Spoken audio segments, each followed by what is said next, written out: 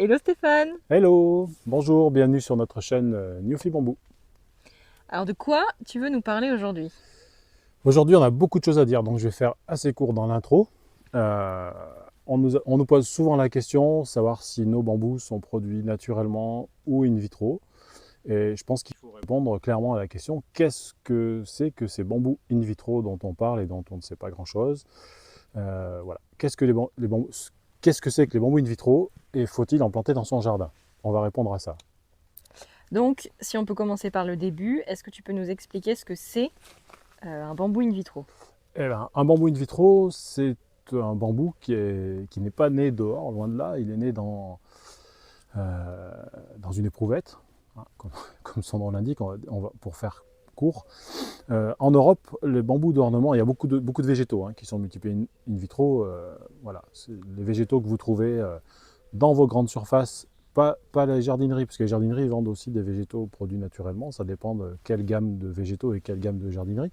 Mais quand vous êtes au printemps et que vous êtes à Cora ou Leclerc ou Auchan ou n'importe quelle autre grande surface et que vous trouvez des bambous à 10 ou 12 euros le pot de 5 litres, tout vert fluo, magnifique avec plein de tiges dedans, là par contre on est sûr que ce bambou n'a jamais vu ni n'imagine même pas ce que c'est que d'être à l'extérieur. Et cette méthode de multiplication est intéressante pour produire un énorme volume de plantes. Euh, En gros, pour schématiser, euh, on va récupérer une toute petite pointe de bout de feuille de méristème et on le met dans un gel de culture en fait. Voilà. Et on multiplie, on multiplie. Vous imaginez le nombre de feuilles qu'il y a sur un bambou, le nombre de bambous qu'on peut faire avec. Et à la vitesse à laquelle on peut les faire, puisque on peut les accélérer, les gaver en fait, et ça fait très rapidement des plantes. Mais je vous montrerai. On va aller dans le jardin pour montrer la différence de développement entre deux Fargesia naturels et in vitro. Et toi, du coup, cette méthode, est-ce que c'est quelque chose que tu utilises dans ta pépinière? Et cette méthode, pour moi, c'est de la merde.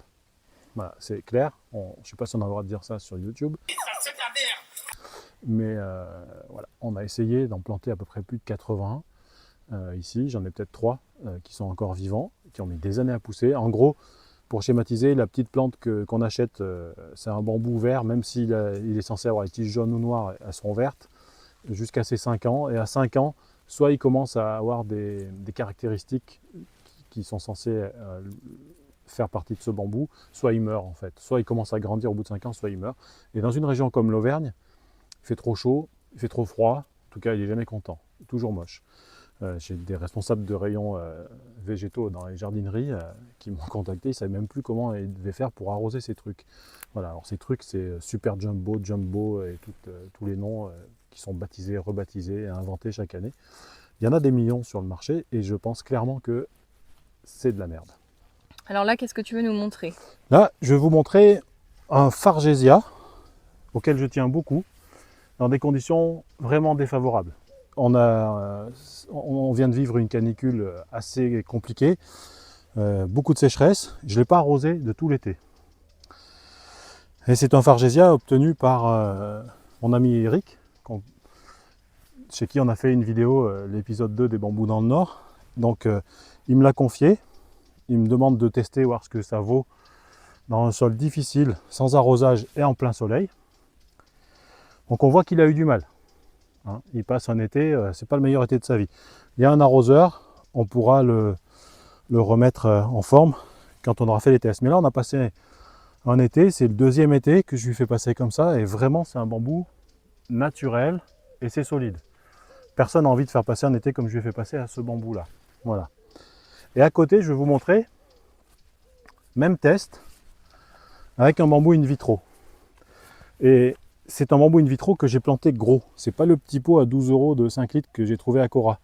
C'est ce même bambou que j'ai trouvé, je ne sais pas si c'est à Cora ou à Leclerc, mais que j'ai fait grossir dans un pot de 25 litres pendant plusieurs années.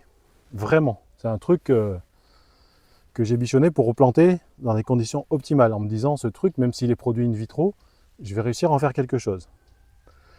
Et alors j'ai mis un peu d'eau parce que sinon il serait complètement mort, hein. Il y a encore des feuilles vertes. J'étais obligé de l'arroser. J'ai pas pu faire les mêmes tests que sur l'autre. On a dû l'arroser un peu, mais voilà.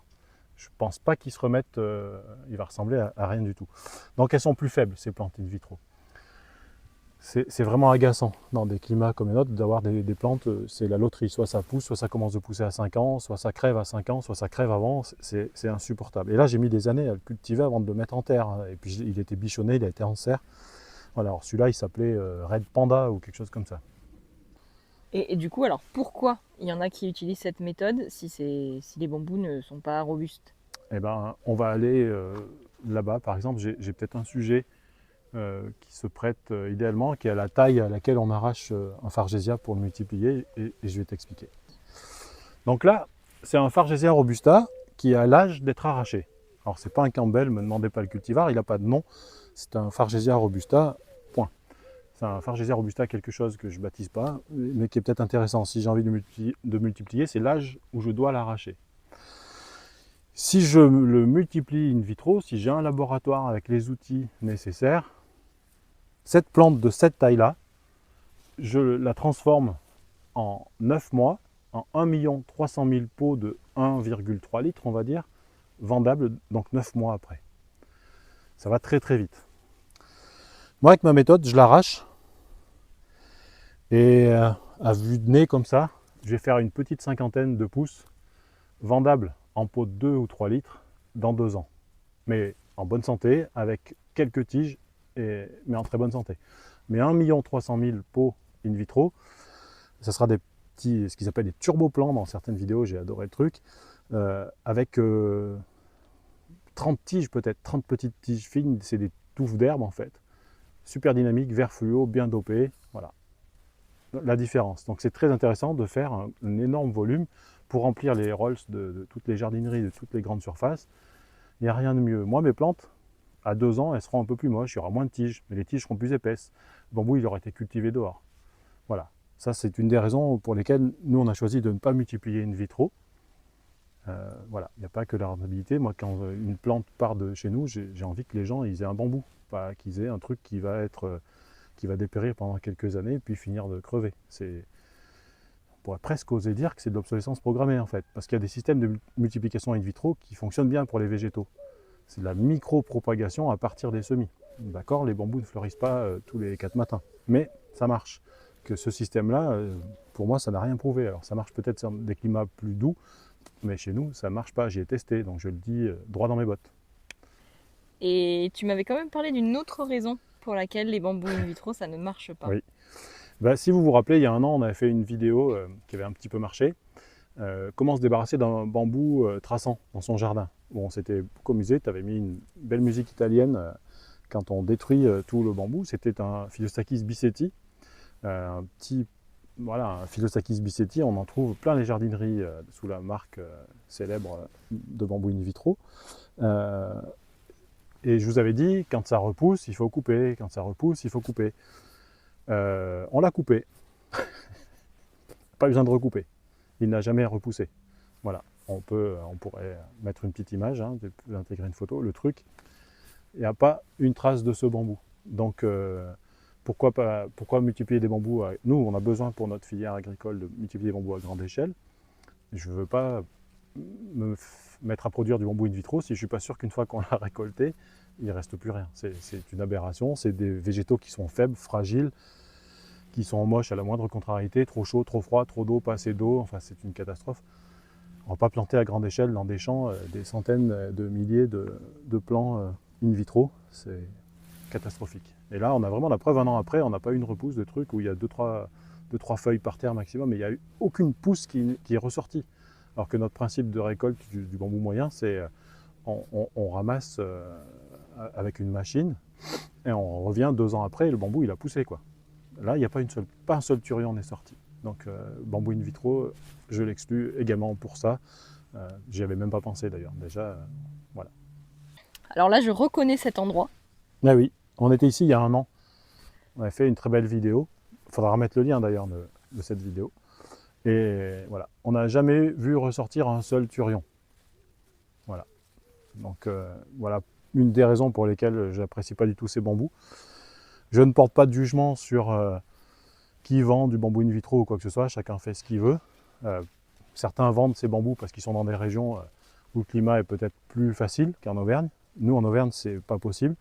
Ce qui me rassure, c'est que il y a quelques années, j'avais appelé aux pépinières de la bambouseraie, par exemple, qui est quand même une référence en France, la bambouseraie d'Anduze. On m'avait répondu non, ça on n'en vend pas, c'est que du bambou in vitro. Donc déjà, c'est des plantes qui ne sont pas appréciées par des professionnels reconnus. Donc voilà, moi je me suis fait mon propre avis, mais je ne suis pas le seul. Voilà. Après, il y en a qui font le choix de revendre ces trucs-là. Et voilà. Quand ça s'appelle Red Panda et Jumbo, Super Jumbo, Maxi Jumbo et tout ce que vous voulez, je fuis. Voilà. Donc le bambou in vitro, on pourrait laisser Jean-Pierre Coff nous le dire, nous donner son avis dessus. Jean-Pierre, peut-être une idée? Malheureux, mais vous êtes fou! Mais l'assassin! Ce serait ta phrase de conclusion? Exactement. C'est de la merde! Voilà. Merci Stéphane. Ben, merci beaucoup pour votre attention et à bientôt sur notre chaîne Newfie Bamboo. Bye bye.